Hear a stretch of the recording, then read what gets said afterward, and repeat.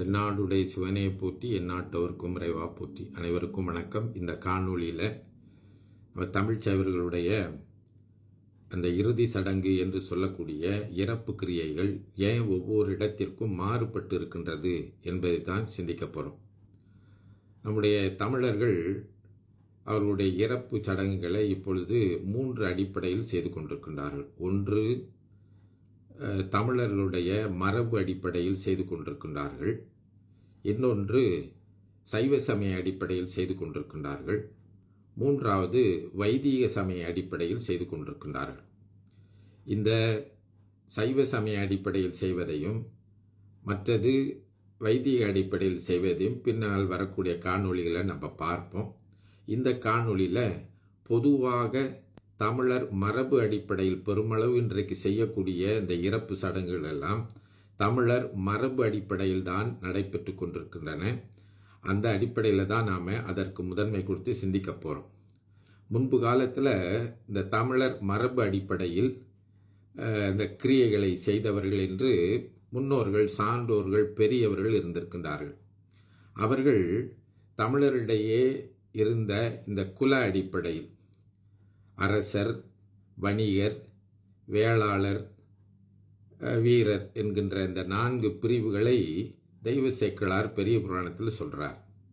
இவர்களுடைய இந்த குலப்பிரிவு அல்லது தொழில் பிரிவு என்கின்ற அடிப்படையில் அவரவருடைய குலத்தில் இருக்கின்ற சான்றோர்களை, பெரியோர்களை கொண்டு இந்த இறப்பு சடங்குகளை செய்திருக்கின்றார்கள். அதற்கு ஏற்றவாறு அவர்களுக்கு பெயர்களும் கொடுத்திருக்கின்றார்கள். அந்த அடிப்படையில் நீங்கள் பார்த்தீங்கன்னா, இந்த அரசாணி பூசாரி, மண்ணாடி, பூசாரி, குருக்கள், பண்டாரம், இப்படி அந்தந்த குலப்பிரிவுக்கு ஏற்றவாறு பல பெயர்களில் இந்த இறுதி சடங்குகளை செய்கின்ற சான்றோர்களையும் அடுத்து பூசனை செய்கின்ற பெரியோர்களையும் நம் முன்னோர்கள் அழைத்திருக்கின்றார்கள். பின்னால் இந்த சடங்கு செய்கின்றவர்களை நம்மவர்கள் ஆரிய வருகைக்கு பிறகு எளிவாக பார்க்க ஆரம்பித்தார்கள். எப்படி பார்த்தார்கள் என்று சொன்னால், இந்த சடங்கு செய்கின்றவர்கள் ஏதோ தீண்டத்தகாதவர்கள் போலவும் அவர்கள் குமுகாயத்தில் ஒதுக்கப்பட்டவர்களும் போல கருதப்பட்டதுனால நம்மவர்களே என்ன செய்தார்கள், நம்மவர்களுடைய இந்த பெரியவர்களை ஒதுக்கி விலக்க ஆரம்பிக்க தொடங்கினார்கள். அப்படி பார்க்கின்ற போது இன்றைக்கு கூட நீங்கள் பார்த்தீங்கன்னா, நம்முடைய தமிழ்ச்சைவர்கள் கோயிலில் பூசனை செய்து கொண்டிருந்த பூசாரிகள், குருக்கள், பண்டாரங்கள் இவர்களெல்லாம் பிராமணர் அல்லாதவர்களாக இன்றைக்கு இந்த பிராமணர்களுக்கு ஏவல் தொழில் செய்கின்றவர்களாகத்தான் நம்ம வச்சிருக்கிறோம். மலேசியாவில் அது கொஞ்சம் மாற்றமாக இருக்கின்றது. இந்த பண்டாரம், குருக்கள் இவர்களெல்லாம் நம்ம கருவறையில் பூசை செய்யறதை பார்க்குறோம். இன்னும் கூட இந்த பண்டாரம், குருக்கள் இவர்களெல்லாம் பிராமணர் அல்லாதவர்கள் என்ற ஒரு பிரிவாகவும், பிராமணர் ஒரு பிரிவராக ஆச்சாரியர்களாகவும் அவர்களை அர்ச்சகர்கள் என்றும் வைத்து கொண்டிருக்கின்ற நிலையை பார்க்கலாம்.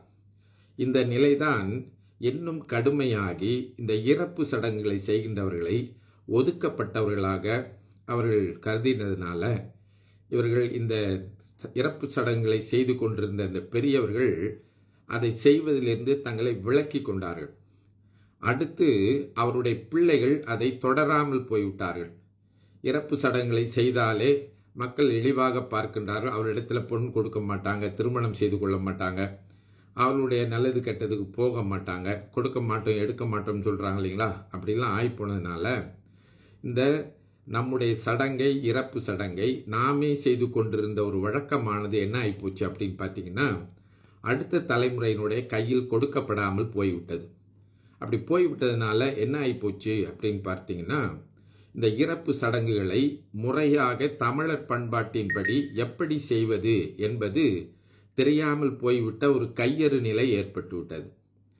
நம்முடைய திருமணத்திற்கு வந்த பிராமணர்கள், நம்முடைய காதுகுத்துக்கு வந்த பிராமணர்கள், நம்முடைய வளைகாப்பிற்கு வந்தவர்கள், புதுமனை புகு விழாவிற்கு வந்தவர்கள் எல்லாம் தமிழருடைய இறப்பு சடங்கிற்கு வராமல் போய்விட்ட காரணத்தினாலே இந்த இறப்பு சடங்குகள் அது கையறு நிலையில் போய் அதை முறையாக எப்படி செய்வது என்று தெரியாமல் அவரவர் மனம் போக்கில் செய்து கொண்டிருந்தார்கள். அதற்கு மேலே இன்னும் கூட இந்த இறப்பு சடங்குகளிலே இசைக்கருவிகள் இசைத்த நம்முடைய தமிழர்களை ஒரு அடையாள பெயர் கொடுத்து அவர்களை ஒதுக்கி வைத்தார்கள். அதே போன்று நம்முடைய இசைக்கருவிகளும் ஒதுக்கி வைக்கப்பட்டன. குறிப்பாக பறை போன்றவற்றையெல்லாம் ஒதுக்கி வைத்ததுனால ஒரு காலகட்டத்தில் நம்ம தமிழருடைய இறப்பில் வாசிக்க வேண்டிய இசைக்கருவிகள் எல்லாம் காணாமல் போய் யாரும் அதை வாசிக்க முன் வராதனால இறப்பில் சீனர்களுடைய மேல் நாட்டு இசைக்கருவிகளை எல்லாம் கொண்டு வந்து வாசிக்க வேண்டிய சூழ்நிலைலாம் ஏற்பட்டிருக்கு. நீங்கள் பார்க்கலாம், நம்முடைய இறப்பில் சீனர்கள் ட்ரம் வாசிக்கிறதும் அடுத்து ட்ரம்பெட் ஊதுறதும் அதெல்லாம் மாறி போய் நுழைஞ்சி நம்முடைய தமிழர் இசைக்கருவிகள் எல்லாம் அருகி போயின. இப்போ கொஞ்சம் கொஞ்சமாக வளர்ந்துக்கிட்டு வருது.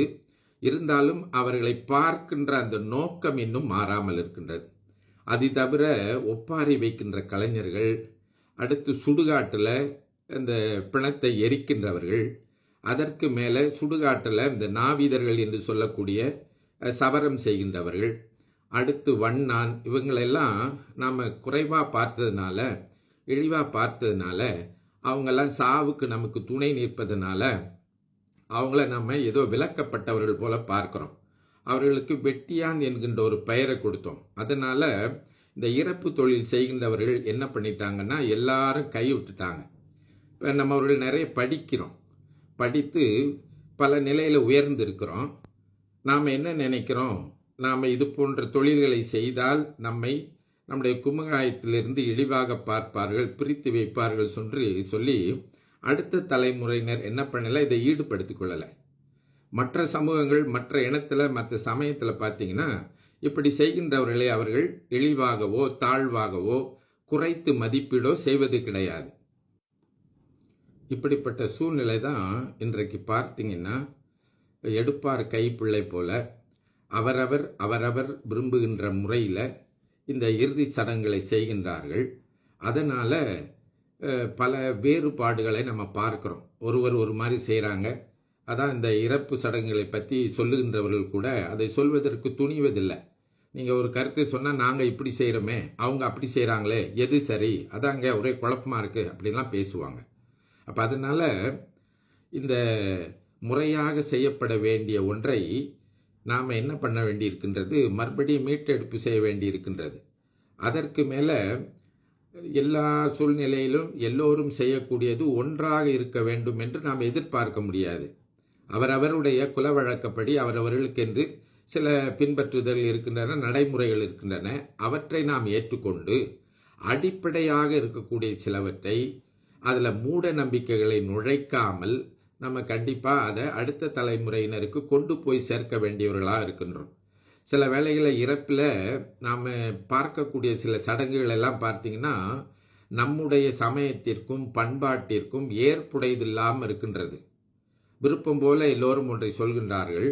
ஏனென்றால் இது சரி தவறு என்று தெரிந்தாலும் கூட அதை திருத்தி சொல்வதற்கு அச்சப்படுகின்றார்கள். ஏனென்று சொன்னால் இன்றைக்கு அதனுடைய சிறப்பை மேன்மையை செய்கின்றவர்களுடைய உயர்வை நாம் உணராமல் போயிட்டதுனால இன்றைக்கு தெரிந்தவர்கள் சொன்னால் கூட அதை மறுத்து பேசி அதை மறுக்கின்றவர்கள், அதற்கு எதிராக போகின்றவர்கள் எல்லாம் நிறைய இருக்கின்றார்கள். அந்த அளவில் நாம் எல்லாம் கொஞ்சம் பொறுமை காத்து மறுபடியும் இந்த இறப்பு சடங்குகளை அடிப்படையான சில நெறிமுறைகளை நெறிப்படுத்த வேண்டிய சூழல் இருக்கின்றோம். ஏனென்றால் இந்த சமய சடங்கு மற்றும் இந்த இறப்பு சடங்குகள் போன்றவையெல்லாம் நம்முடைய சமயத்தின் உயர்வையும் பண்பாட்டின் உயர்வையும் நம்முடைய இனமானத்தையும் குறித்து நிற்பதனால ஒரு இறப்பு நடக்கின்றதை வைத்து நம்முடைய பண்பாடு எவ்வளவு உயர்வானது, அதில் பொதிந்துள்ள சமய உண்மைகள் என்ன, அதில் பொதிந்துள்ள அறிவியல் தத்துவங்கள் என்ன, அறிவியல் உண்மைகள் என்ன என்பவற்றையெல்லாம் நாம் கருத்தில் கொண்டு செய்தால்தான் நம் இறப்பு என்பது வெறும் கேலி கூத்து என்று ஆகிவிடாமல், இன்றைக்கு அப்படித்தான் இருக்கின்றது, ஒரே கேலி கூத்துமாக மற்ற நடவடிக்கையுமாக இருக்கின்றன.